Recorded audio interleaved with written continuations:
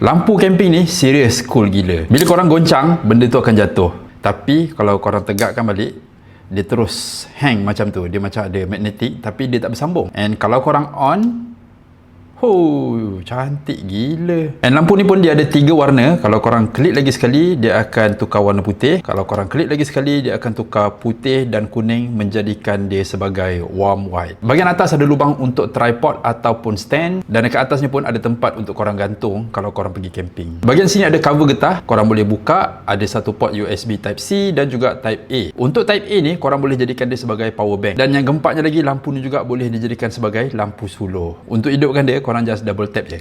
Cahaya dia terang gila guys. And bahagian depan dia ni korang boleh tolak jadi kecil macam ni. Kalau nak besarkan, tarik je ke belakang. Even lampu suluh ni pun dia ada 3 mode. Satu yang terang macam ni, bila korang tap sekali lagi dia akan malap sikit. And kalau korang tap lagi sekali, dia akan beling-beling macam ni. So memang bagus untuk emergency. So overall untuk lampu camping kali ni memang aku boleh recommend. Dia punya cahaya cantik, mudah nak pakai, dan satu lagi guys, dia punya bateri tahan lama. Yang diorang claim boleh pakai lebih kurang dalam 10 hingga ke 20 jam. Sebab kapasiti bateri yang ada dekat dalam ni adalah 2500 mAh. Bagi aku, satu kapasiti yang cukup besar. And untuk harga pula sekarang ni tengah murah, bawah RM100. Korang juga akan dapat 1 tahun warranty. So guys, macam biasa, kalau korang minat nak dapatkan lampu camping ni, link aku ada sediakan.